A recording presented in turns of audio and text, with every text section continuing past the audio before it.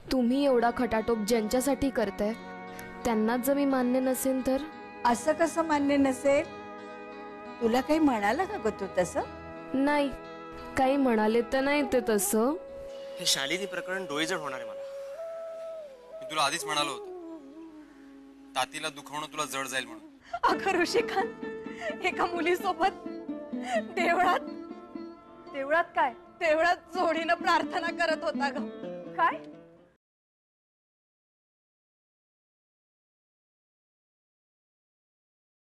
कुठल्या गुंत्यात अडकत चाललोय मी. तातीने तर हट्टच धरलाय. तिचं मन कसं दुखवू? पण बकुळाखेरीज दुसऱ्या कोणाचा विचारही करू शकत नाहीये मी. काय करू?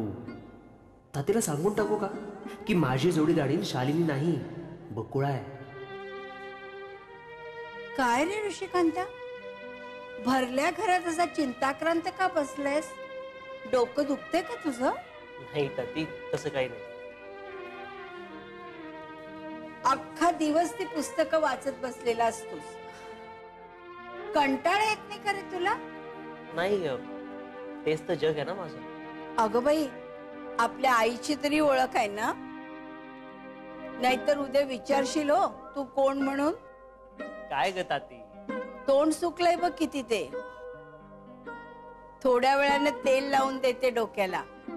सकाळी बघ चेहरा कसा टवटवीत होईल ते. सांगावं का तातीला बकुळाबद्दल? लहान असताना हट्ट करायचास की डोक्याला तेल लाव आणि गोष्ट सांग, आणि गोष्ट सांगता सांगता तू झोपून जायचास. सकाळी उठून सांगायचास की मला हे स्वप्न पडलं, मला ते स्वप्न पडलं. सगळ्या थापा. दिवसभर गोष्टी वाचायचास ना, त्याची स्वप्न पडायची तुला आणि तीच स्वप्न म्हणून सांगायचंस आम्हाला. आम्ही आपलं उगाच कौतुकानं हो हो करायचो. सुखाचे होते रे ते दिवस ऋषिकांता. हा, पण तू शिक्षणासाठी दूर केलास आणि सगळा आनंदच संपला बघ. मोगराचं पाहतोयस ना, एका बाजूने तिची चिंता आणि दुसऱ्या बाजूने काय? कसं सांगू रे तुला? पण तुझ्या तातीवर खूप अन्याय झालाय, खूप सोसलंय रे तिने. पण जाऊ दे, आता आलायस ना तू. आता पुन्हा आनंदाचे दिवस आले तो माझ्या आयुष्यात. उत्साह वाटतो रे मला अगदी. इतक्या वर्षाची सगळी कसर भरून काढणार आहे मी आता. तुला जे काही करायचंय ना आयुष्यात ते कर, मनासारखं करो सगळं. पण ऋषिकांता, वर्षभर हलायचं नाही हो इथून. सगळं कोड कौतुक करून घेणार आहे मी तुझं आणि शालिनीचं सुद्धा. ताती. काय ताती? तुझी नाटकं कळतात हो मला. शालिनी तुला आवडली आहे हे मला कळत का नाही? ताती अगं तू. पुरेपुरे सगळं माहितीये मला. शोभून दिसते हा थोडी तुमची. फार सुखात आहे मी.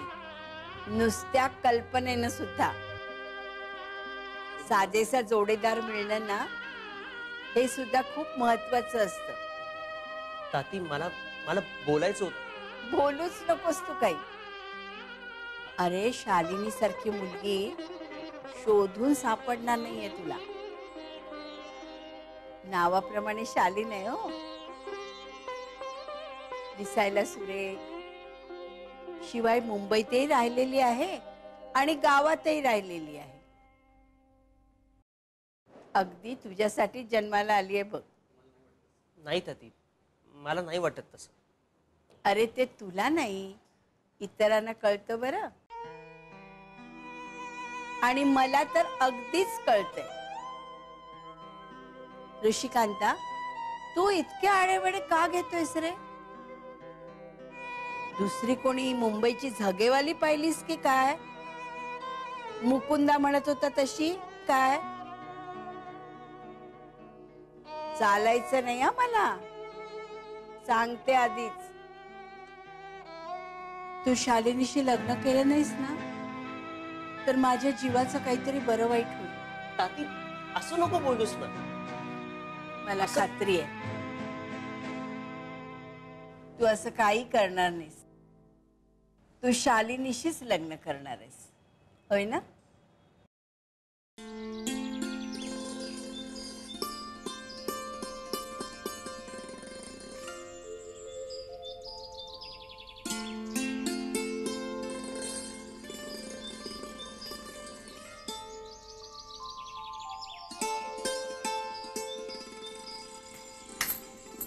ऋषिकांत कुठे गेलाय मोगराताई?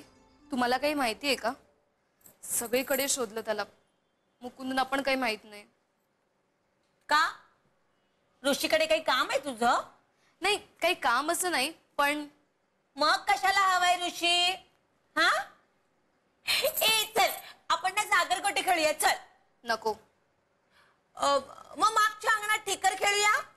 छे, ते लहान मुली खेळतात, मोठी माणसं नाही. मग काय आवडतं तुला? छे बाबा, मला कंटाळा आला तुझा, आणि मला तातीचा पण राग आलाय.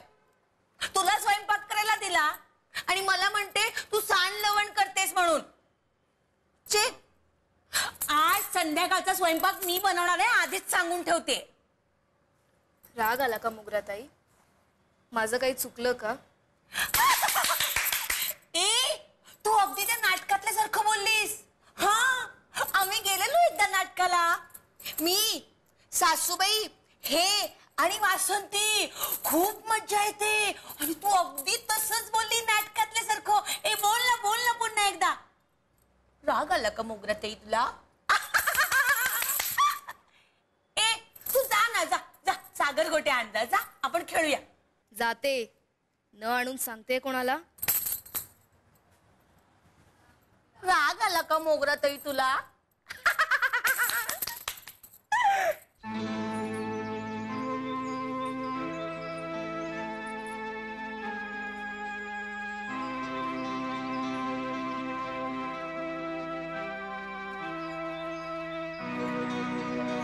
काय ग, ठीक आहे ना सगळं? अगं केव्हाची वाट पाहतोय मी तुझी. हो, पण आता मला कंटाळा आला या सगळ्याचा. नुसतं तातींच्या पुढे पुढे जायचं, गोड गोड बोलायचं, शिवाय स्वयंपाकाला देखील स्वतःहूनच पुढाकार घ्यायचा. आणि त्या मोगराताईला तर इतकी भूक लागते, किती राग आला ना तरी मी देते ना करून त्यांना खायला द्यायचं.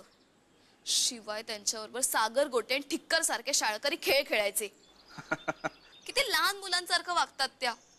लहान मुलांना तरी दटावता येतं, मारता येतं, 4 धपाटे घालून गप्प बसवता येतं, पण यांना कसं मारणार?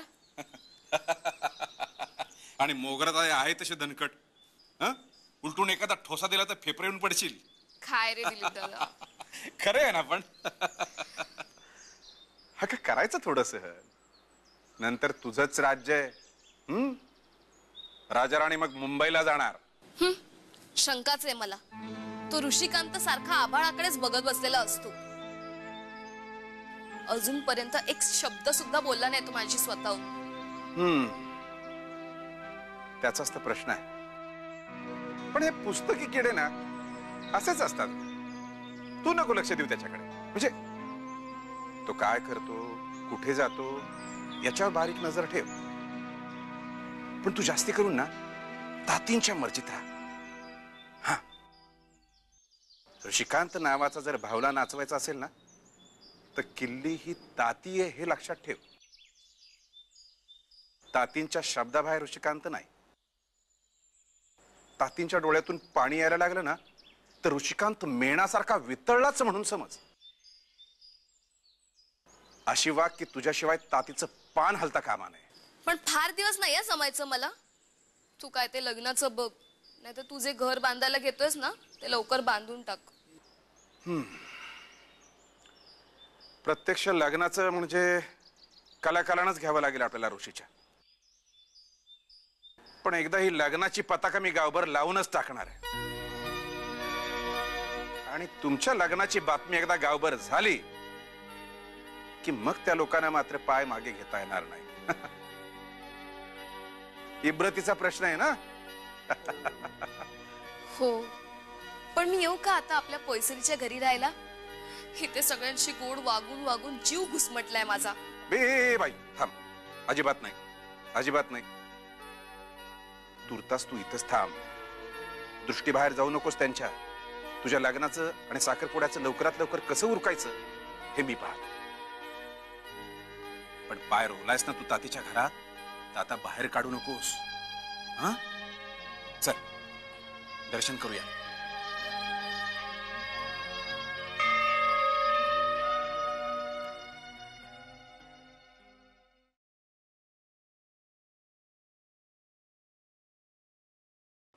अरे देवा, आता ह्या आणि कोणाचा याच्या बरोबर?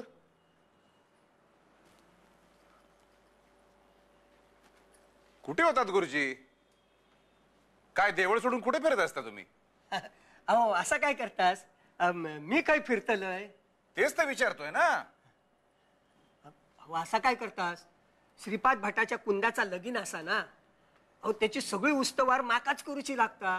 नाही म्हणजे तक्रार नाही असा, पण काय असा येळच पूर्ण नाही ना. आणि लगीन म्हटला काय याक काम असता काय? 1000 काम. हो गुरुजी, आमच्या शालिनीचं सुद्धा लग्न करतोय आम्ही. माझी धाकटी बहीण शाला. नमस्कार करते. आसान दे, आसान दे. हा, देव सुखात ठेवून दे. बरा नवरदेव कोण असा?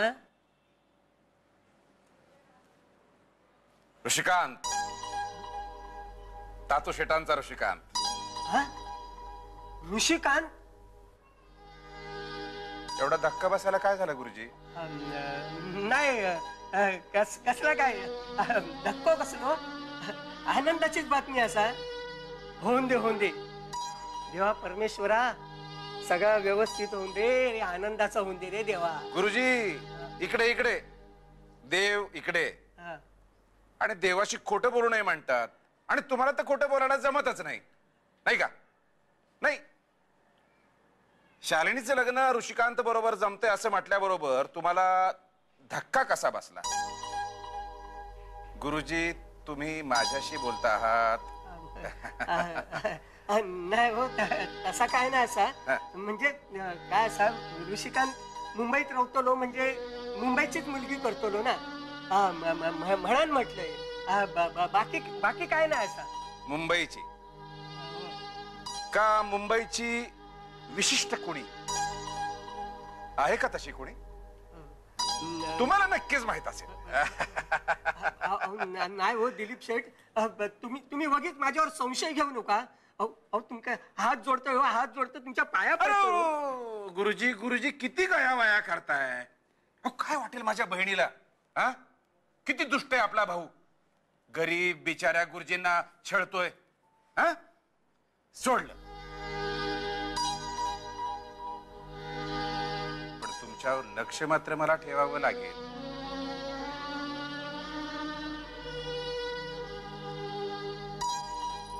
चल चला.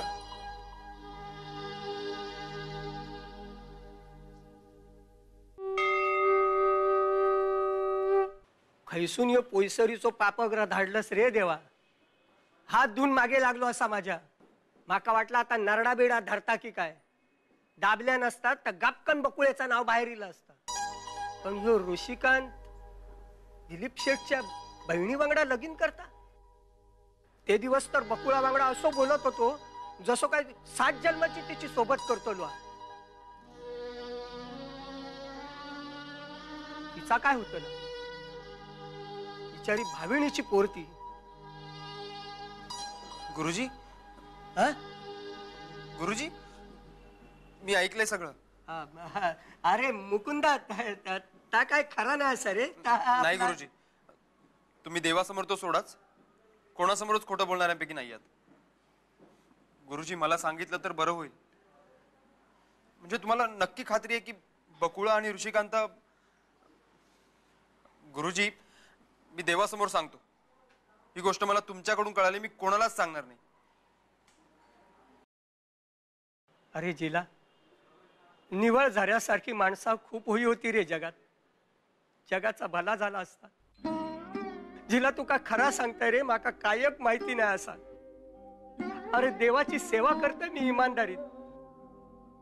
अरे माणूस खरो असा की खोटो असा या ओळखूक येता रे माका जिला. तुझं ऋषिकांतही खरो असा आणि ती विठाबाईची बकुळा पण खरी असा.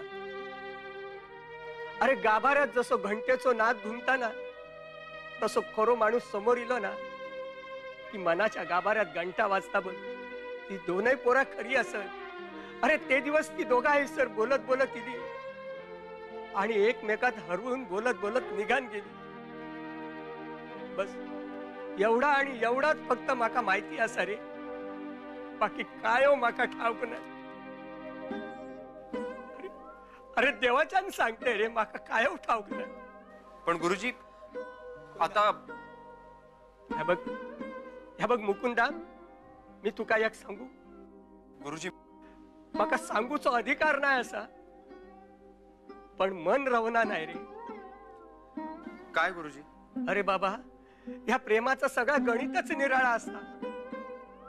प्रेमात बुडलेले आपोआप तरतत आणि त्यांका बाहेरचो कोण काढूक गेलो ना तर तोच त्याच्यात बुडता. कळला तुका? अरे जिला तू याच्यात पडा नको बाबा रे. या देवाचा आणि त्यांचा डायरेक्ट कनेक्शन असता. तोच काय तर बघून घे. तूच बघ रे देवा. आणि मुकुंदा, तू माका याच्यात पाडू नको. हा, हात जोडतोय तुझ्या मी. तुम्ही देवासमोर हात जोडून मोकळे झालात गुरुजी, पण मी कोणासमोर हात जोडू? ऋषी समोर की ताती समोर?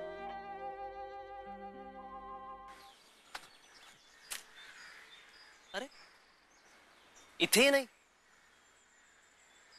आज कुठल्याही परिस्थितीत बकुळाशी भेट झालीच पाहिजे. शालिनी सोबत तिने पाहून मला खूप मोठा गैरसमज झाला असेल तिचा. नको नको ते विचारले असतील. गैरसमज झाला असेल, कासावीस झाली असेल, रागवली असेल बिचारी. त्या दिवशी तिच्या मागोमाग गेलो नाही तिची समजूत काढायला, म्हणून तिचा समज झाला असेल की मी शालिनी सोबतच. अरे जावई बापू. दिलीप दादा, तुम्ही मला अशा प्रकारे नका संबोधू. विनंती करतो मी. त्या दिवशी तिच्या मागोमाग गेलो नाही तिची समजूत काढायला, म्हणून तिचा समज झाला असेल की मी शालिनी सोबतच. अरे जावई बापू. दिलीप दादा, तुम्ही मला अशा प्रकारे नका संबोधू. विनंती करतो मी. अरे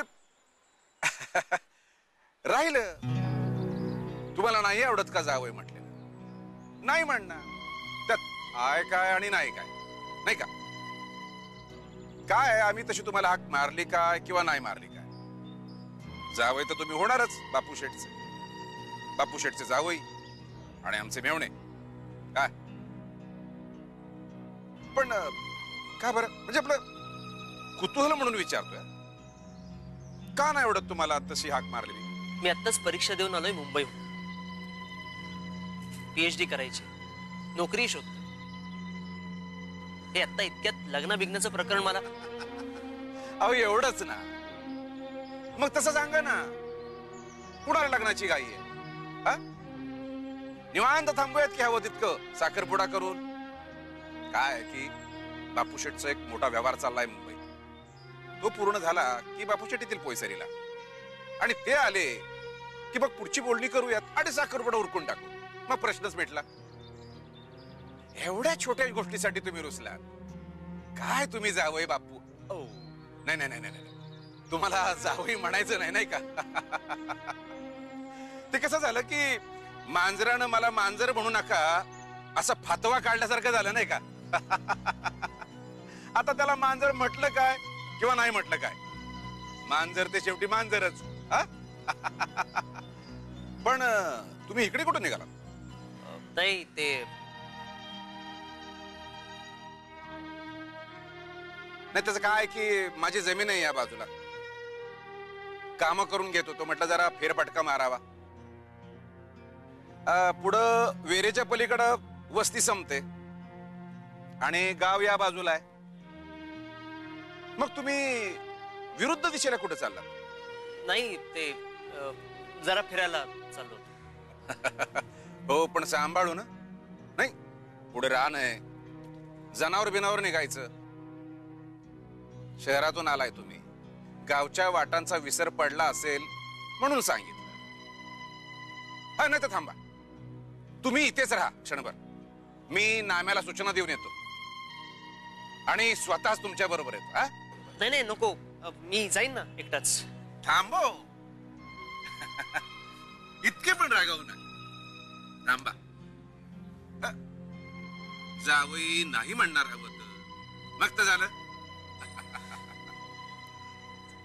थांबा.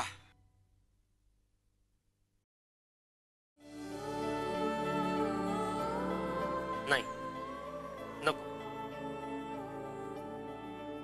तिथे गेलो तर हा माझा पाठलाग करत तिथे. आधीच माझ्यात आणि बकुळ्यात बरेच गैरसमज झाले, त्यात भर त्यात ह्याने तिला पाहिलं तर सगळीच गडबड. मला तर भीती वाटायला लागली. काय करू मी? माझ्या भोवती भिंतीच उभा राहिला. ओळखीच्या माणसांचे, ओळखीच्या माणसांचे. ऋषी आणि बकुळाचं ऐकल्यापासून ही ऋषी आणि तातीला चक्क चुकवतोय. ही त्या दोघांनाही खोटं बोलू शकत नाही. अरे माझ्या कर्मा, तू माझा घात करतलस रे बाबा. गुरुजी मला सगळं संगतवार सांगा. तातू, चंपा भावीण आणि दादू भट यांचा काय संबंध आहे? होय, सांगू कच होई ती गोष्ट. तशी काय ती लपलेली गोष्ट नाही. असं अरे जगजाहीर तमाशाच झालेलं तो सगळं.